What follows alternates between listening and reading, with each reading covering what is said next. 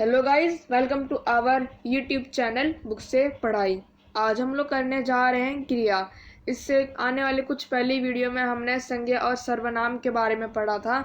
अभी आज हम लोग क्रिया करेंगे और इसके बाद मैं आपको विशेषण की वीडियो आपको बना के प्रोवाइड करूँगा। तो चलिए शुरू करते हैं। प्रतीक बॉल से खेल रहा है। सोनिया विद्यालय जा रही है। अंगूर मीठे हैं। तो यहाँ पे जो प्रतीक है वो बॉल से खेल रहा है। भाई देखिए, बॉल इसके घुटने इस पे किक कर रहा है, खेल रहा है, बैलेंस कर रहा है। सोनिया विद्यालय जा रही है पढ़ने। हाँ भाई जा रही है, वेरी गुड। अंगूर मीठे हैं। हाँ वही मीठे हैं अंगूर तो। हाँ ग्रीन ग्रीन। तो इन सब चीज हमें पता चल रहा है कि यहाँ पे कोई कार्य हो रहा है ना। जैसे कि परिभाषा, ये देखते हैं। परिभाषा ये एक ऐसा रूप है जिससे हम लोग कई चीजों को आसानी से समझ सकते हैं। आई होप आप लोग नोट डाउन भी कर रहे होंगे, इतनी अच्छी अच्छी डेफिनेशन आपको प्रोवाइड करा रहा हूँ। तो परिभाषा क्या है? जिन शब्दों से किसी कार्य के करने या होने का पता चलता है उन्हें क्रिया कहते हैं। अब यहाँ पे क्या था कि प्रतीक बॉल से खेल रहा है तो किसी के कार्य के होने का पता चल रहा है। सोनिया विद्यालय जा रही है तो किसी के कार्य के होने का पता चल रहा है। जैसे कि जब हैं आते हैं तो अंगूर मीठे होने तथा पेड़ पर बंदर होने का पता चल रहा है ना, तभी तो हम लोग है लिख रहे हैं। समझ रहे हो? तो इन सभी क्रिया शब्द कहलाते हैं। अब आते हैं धातु। तो बच्चों को कंफ्यूज करने वाली यह चीज़ होती है कि हम उनमें से धातु छांटना पड़ता है। तो आइए इसको भी पढ़े।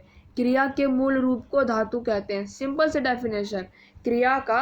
अब जैसे कि क्रिया का मूल रूप अगर हम लोग क्रिया ही ले लेते हैं, ठीक है, लिखना। तो अब इसका मूल रूप क्या होगा? लिख, पढ़, सो। ना हटा दो भाई, तुम लोग ना हटा दो। हटाओ हटाओ, भी कटे हटाओ। बन गया मूल रूप। भाई बन नहीं गया ना रूप, मूल रूप। अब क्या चाहिए? बस इसी मूल रूप को हम लोग धातु कहते हैं, जो क्रिया का एकदम आसान रूप हो। जैसे चल, पढ़, लिख, खा, पी, देख, सो आदि। धातु में ना जोड़ने पर क्रिया का साधारण रूप बनता है। अब जब ना जोड़ देते हैं तो क्रिया का साधारण रूप बन जाता है। अब जैसे आओ देखें। एग्जाम्पल की कमी नहीं, हम एग्जाम्पल सारे करेंगे और एग्जाम्पल चाहिए। अगर आपको इन्हीं को सॉल्व करने के लिए एक्सरसाइज भी चाहिए, सब प्रोवाइड कराऊंगा। बस बोलो तो कमेंट सेक्शन में आओ करें।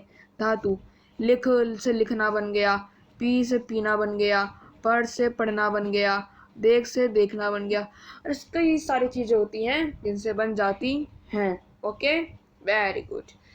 अब क्रम के आधार पर हम क्रिया को दो भेदों में बांटेंगे, ठीक है।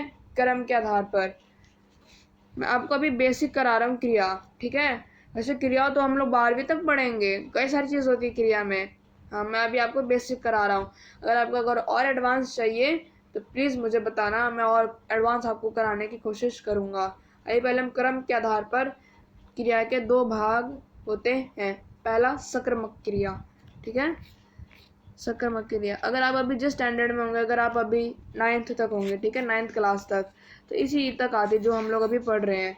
अगर आप 10th में पहुंच गए, जब आप बोर्ड एग्जाम दे रहे हो 11th में 12th में, तो थोड़ा लेवल बढ़ जाता है, ठीक है, क्योंकि आप जब सीनियर बन जाते हैं, सीनियर सेकेंडरी में, ठीक है। तो आइए देखें, सीनियर बन जाते हैं, आते हैं सक्रियक क्रिया पर। ये सक्रियक क्रिया क्या है भाई? सक्रियक क्रिया क्या है? ठीक है, दिस क्या ये?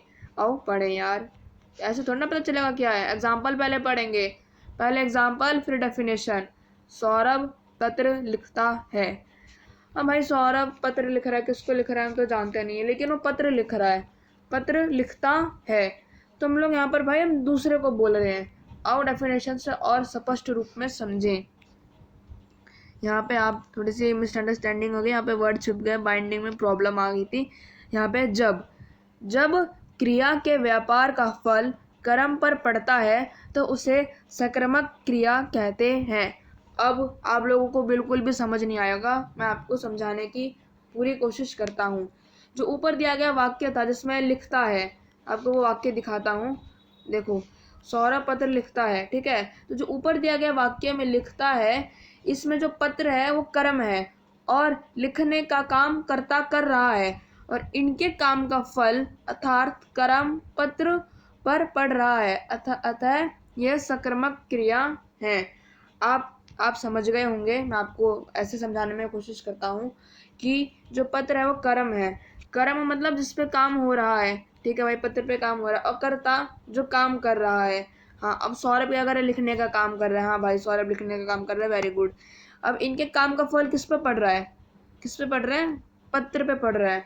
ठीक है, जब किसी के व्यापार क्रिया के व्यापार का फल कर्म पर पड़ता हो, यानी कि पत्र पर पड़ रहा है, नॉन लिविंग थिंग पर पड़ रहा है, उस पर पड़ रहा है, तो उसे सकर्मक क्रिया कहते हैं।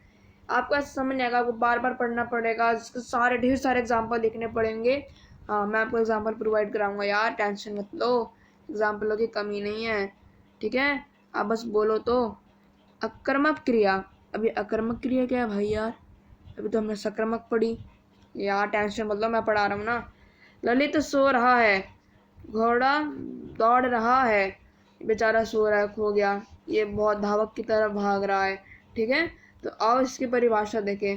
ठीक है, एग्जाम्पल देख लिया हमने, यहाँ पे भी वर्ड थोड़ा सा बाइंडिंग प्रॉब्लम है, तो यहाँ पे आ गया जिन। जिन क्रियाओं के व्यापार का फल सीधे कर्ता पर पड़ता है।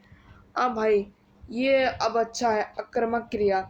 जिन क्रियाओं के व्यापार का फल सीधे कर्ता पर पड़ता है उन्हें अकर्मक क्रियाएं कहते हैं। बस इनमें कर्म और कर्ता का फर्क है यार, मैं अभी लिखवाता हूँ ना, देखो। कर्म, नोट डाउन की प्लीज। ठीक है, कर्म मतलब कि जिस पर काम हो रहा है, जिस पर काम होना। ठीक है, जिस पर काम होना। अब किस पे काम हो रहा था हमारे पहले में, जब सौरभ पत्र लिखता है तो पत्र पे काम हो रहा था, तो यहाँ पे जो कर्म है वो पत्र बन जाएगा। अब कर्ता, कर्ता क्या होता है, नोट डाउन करो आप इसको।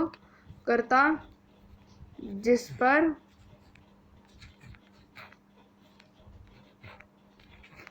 पर काम हो रहा है। ठीक है, जिस पे काम हो रहा है तो हम लोग उसे कर्ता कह रहे हैं। जो नहीं, जिस पे काम नहीं हो रहा है, आपने गलत समझा।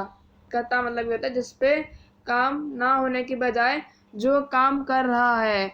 मगर देखता था कि आप लोग निकालते हैं या गलतियां नहीं, आपने नोट डाउन कर लिया होगा। नहीं, कर्ता में यह आएगा कि जो काम कर रहा है, जो काम कर रहा है।